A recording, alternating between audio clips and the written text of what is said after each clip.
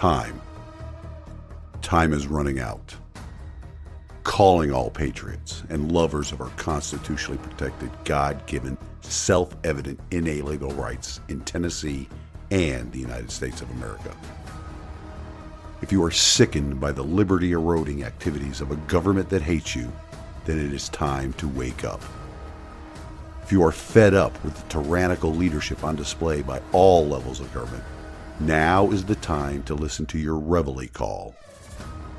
If you are equally tired of the political class, the new aristocracy, lying to you in their pursuit of power and control, now is the time to take a stand in the arena. Please welcome your host, Larry Linton, U.S. Navy veteran and candidate for Tennessee House of Representatives, to the Liberty, Leadership, and Lies podcast.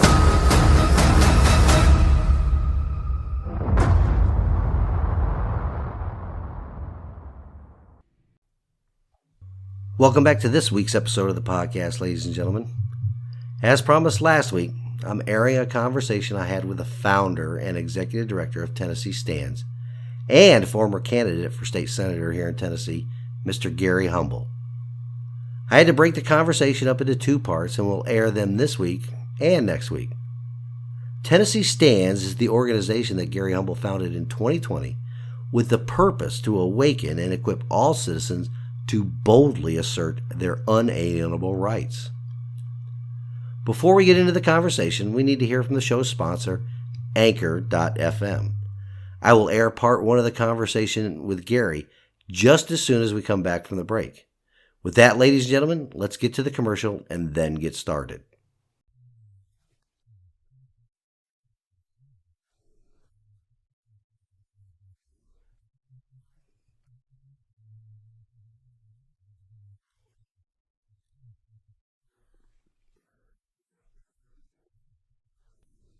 Well, after that brief introduction, we have Mr. Gary Humble here, and I hope the audience gives him a warm welcome. How you doing today, Gary?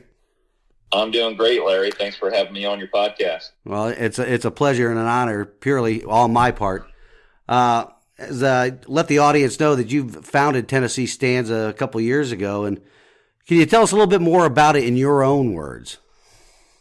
Oh, just since 2020, I mean, as a dad, as an everyday Tennessean, fighting to preserve our individual liberties per our Constitution here in Tennessee, and primarily see that our government operates in such a way that it respects the limits placed upon it by our Constitution. And of course, 2020 was a seminal year for not only Tennesseans, but Americans, watching our federal government and our state government exceed its powers to a level that I'm not sure many Americans expected was actually possible.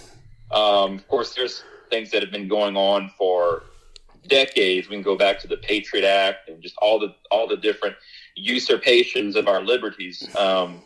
But 2020, of course, was a big year, and so we started Tennessee Stands, and we've been calling out rhinos and fighting for liberty ever since. Yeah, I call them trans-publicans because they call themselves Republicans to get elected, and then once they get into a place to govern, they do not govern by the principles of the grand old party, the Republican Party. I think it's a fantastic word. Well, thank you. Actually, I kind of borrowed that from something that Mr. John Harris said when he was down here for a Second Amendment rally in Sevier County. I twisted it up a little bit to put my own spin on it, but yeah, they definitely are looking more and more like a uniparty, is what we can call them. Yeah, that's what we see, and I think we see that in election cycles especially. We see that typically folks in power do what is necessary, and it's an ends justify the means sort of philosophy. They throw the Constitution and liberty and rights out the window, and they do what's necessary to retain their own power, and that's definitely the operation of the uniparty at work. Absolutely, and this really gets me because I'm a guy that served in the military for 30 years, and I understand what it means when I swear an oath. And all of these people that are in, Nashville and in Washington, D.C., they swear an oath to the Constitution. Yet I'm not sure if they've even read that document or understand that these documents were written to limit government, not people. But everything that seems to be coming out of D.C. and Nashville here lately, especially, like you said, since 2020, the seminal year, has been to limit people. And I'm just, I'm terrified that the apathy of the electorate has allowed this to go on, and I don't know how much longer it can go on. Yeah, and I love that you brought up the oath. I mean, the oath of the governor and our state legislators is defined in our Constitution, and of course, the governor, his oath is very simple, and it's just to do two things: it's to uphold the United States Constitution, the state constitution. But our state legislators, it goes just one additional level. If they swear an oath to the Constitution, but then they swear an oath specifically to ensure that the rights and privileges secured therein to the people are never abridged. And that's literally their sole focus and duty, is to ensure that those rights and privileges secured in the Constitution are never abridged, or never separated, or never abrogated from the people. And but oftentimes we get, I can't remember who said this, but there's a saying by a lot of folks. It's any time a session of the General Assembly starts, careful that they're taking liberty in some way, shape, or form. And in other words, when they're not in session, we're safe. Right. Yeah. We're not doing anything to steal our rights away. I've said that quite often at the federal and state level. Every time government is in session, our liberty is at risk. Yeah, because absolutely.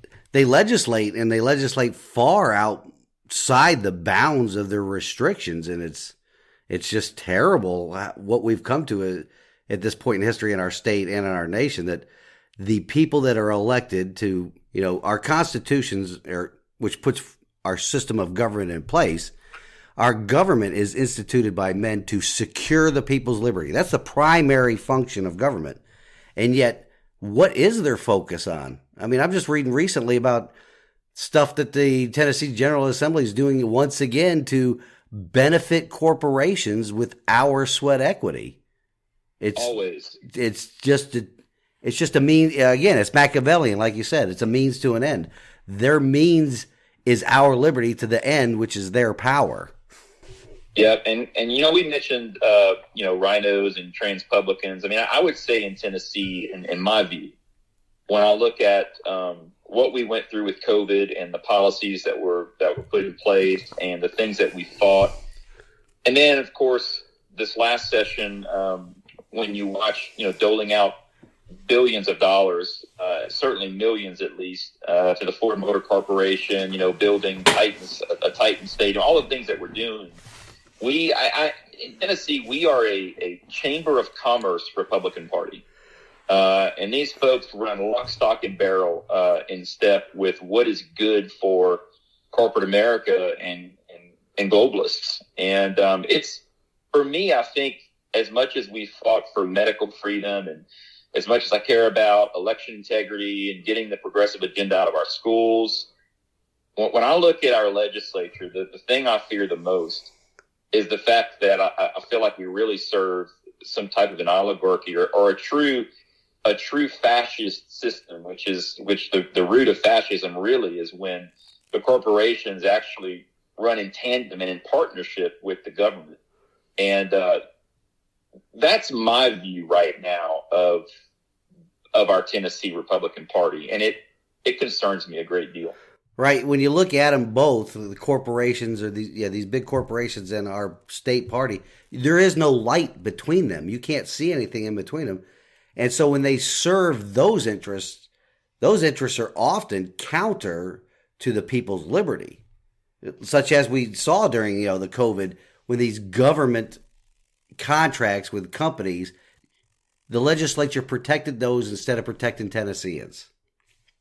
Well, yeah, it's always driven by profits. And it's not that profits in and of themselves are a bad thing. The problem is that oftentimes profits can be at the expense of the liberty of others. And so when you're always focused on just the profits, I mean, my state senator here, who I ran against not all that long ago, it's all he talks about: low taxes. I'm pro business. Well, I'm pro business too. I don't have anything against businesses succeeding, and I don't have anything against ensuring that government regulations are not overbearing that can damage businesses. But I will not support a business over the rights of the individual.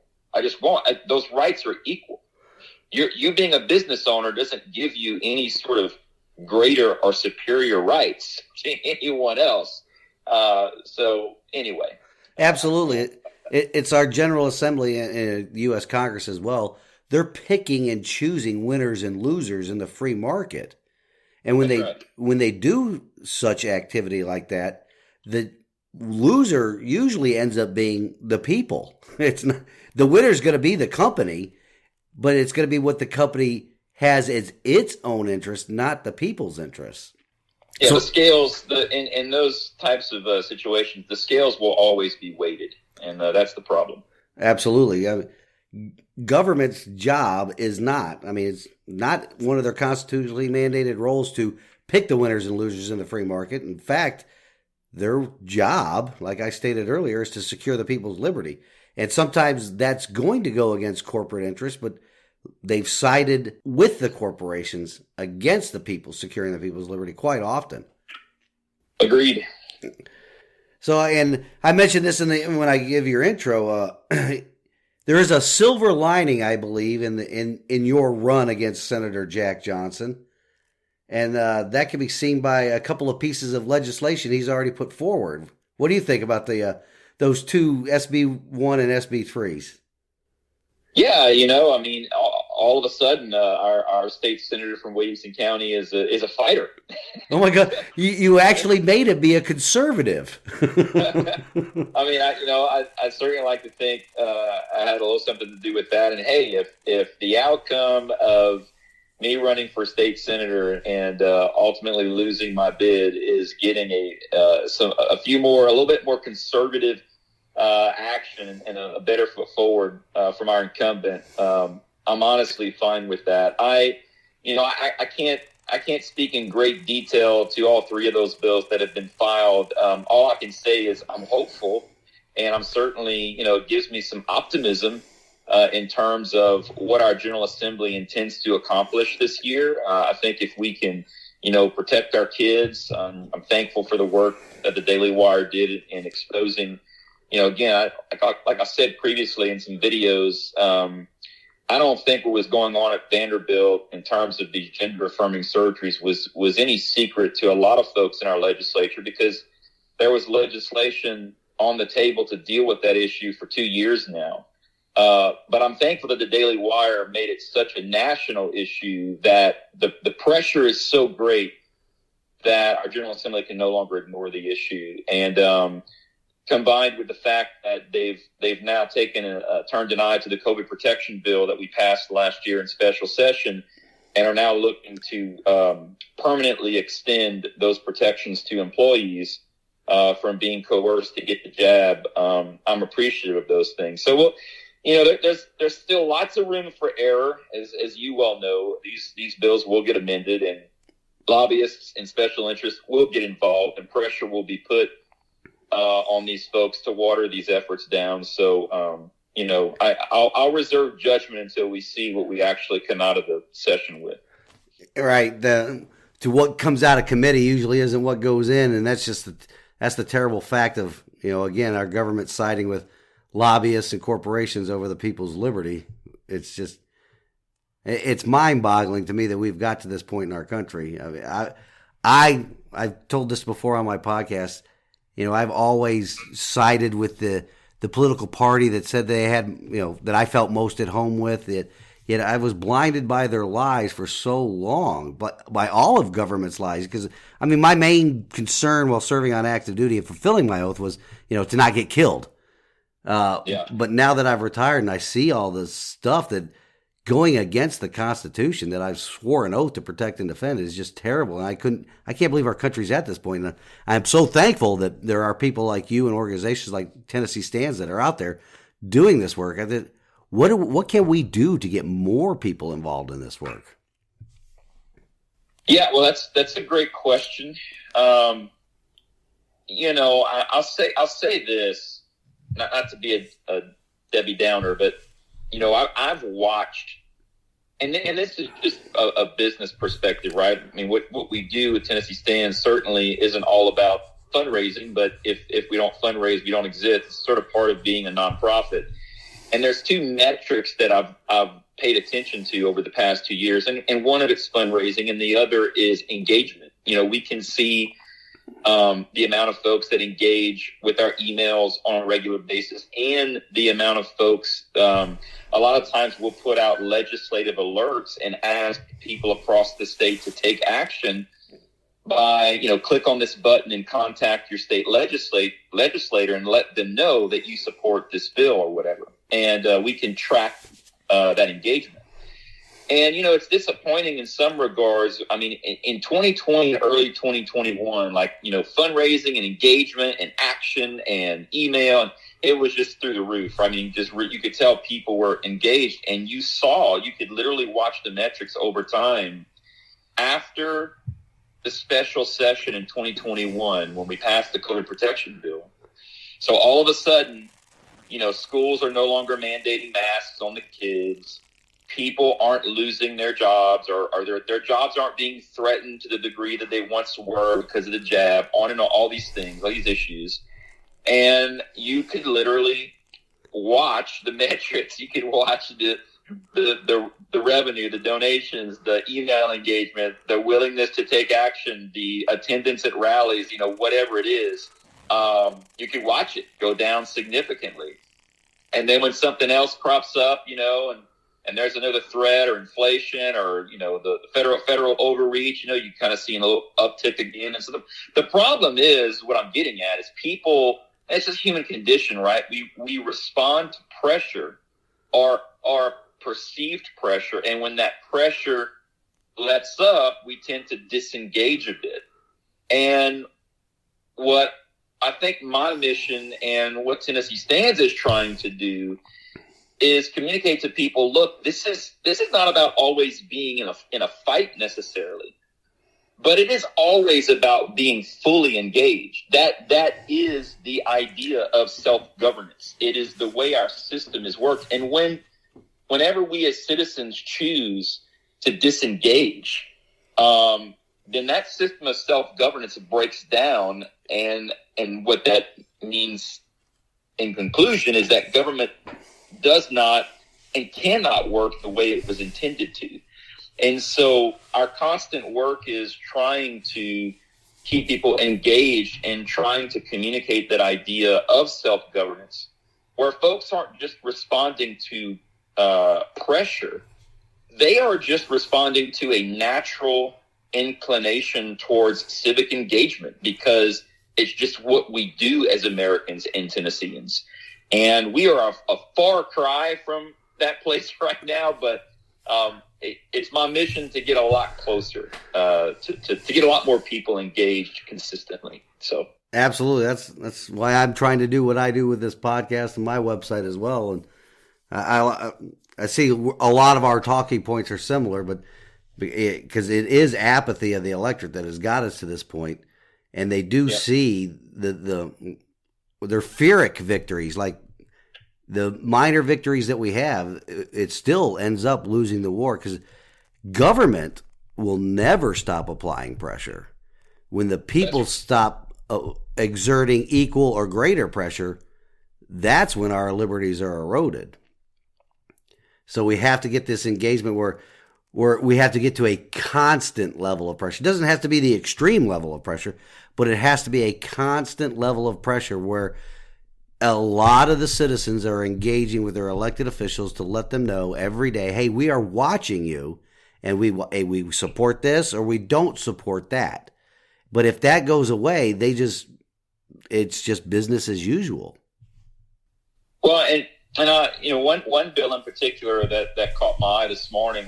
There's not a lot of bills that have been submitted for next year yet, but there are a few, and I think this is I think there's 9 or 10 Senate bills submitted so far as of today, and one caught my eye this morning. And just to further what you're saying in terms of the government always applying pressure.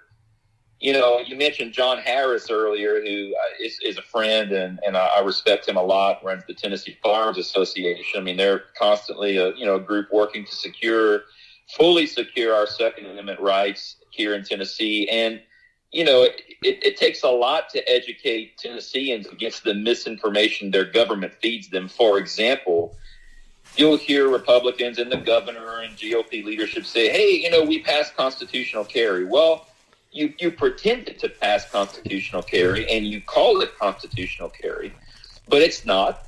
It is a form of permitless carry, but there's still work to do. And in some people's minds, when we have a small win, we're always building on that win. But it's important to realize that even though you win, you're not just building on the win, you're also preventing that win being taken away from you, because laws can change every time the General Assembly goes into session. Like you stated earlier, we're mentioning, every time they go into session, we're in trouble. So there's been a bill submitted by she came out of the House and was appointed, and now she won this last election, Senator London Lamar out of Memphis in Shelby County, a Democrat. And she's now submitted a bill that would amend our state's permitless carry to now still require an enhanced carry permit in the state of Shelby County. I mean, which is unconstitutional, by the way, but in terms of how she wrote the bill. But here you have a GOP that's touting we passed constitutional carry.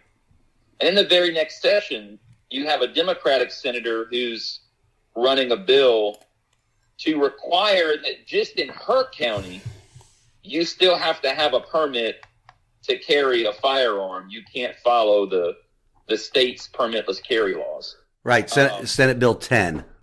Yeah, and my point in mentioning that is you can never let down your guard, and you can never, as an electorate, be ever watchful, because you must realize that at every turn, the liberty that you think you have and the rights that you think you have secured are always at risk of being taken away by a tyrant.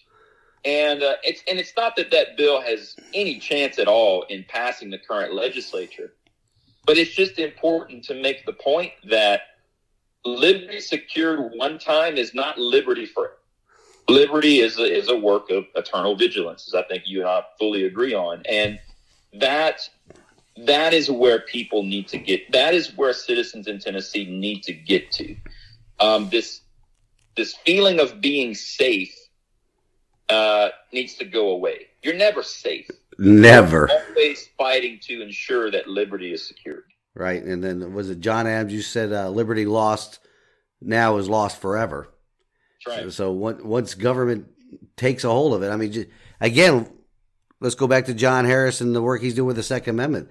The ways that they have twisted the meaning of the words, the plain language words in our Second Amendment, have had repercussions since 1791, when the Bill of Rights was put in there. We still are allowing government to redefine words in order to meet their goals.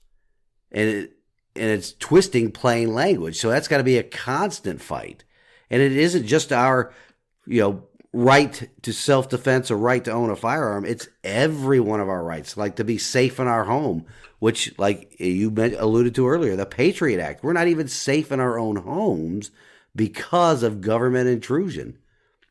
Right.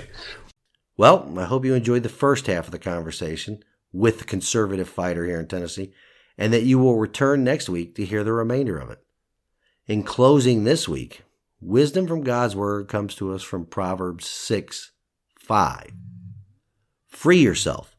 like a gazelle from the hand of the hunter, like a bird from the snare of the fowler. We must all free ourselves and not wait for somebody else to do the work each of us must do. We have to get involved. There are many organizations out there that are working to free us from the creeping tyranny here in Tennessee, as well as across the nation. But as the saying goes, many hands make light work.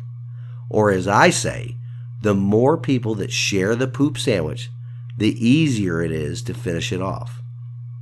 Head over to TennesseeStands.org and look for ways for you to get involved. Tennessee Stands is just one of many groups of patriots out there that are eating the sandwich by themselves. Jump in, because what do you have to lose? Well, liberty is what we all have to lose unless we start working together. Thank you all for listening this week, and I pray that you enjoy the rest of your weekend and the coming week ahead. Until next week, stand in the arena with me. Reveille, it's time to wake up.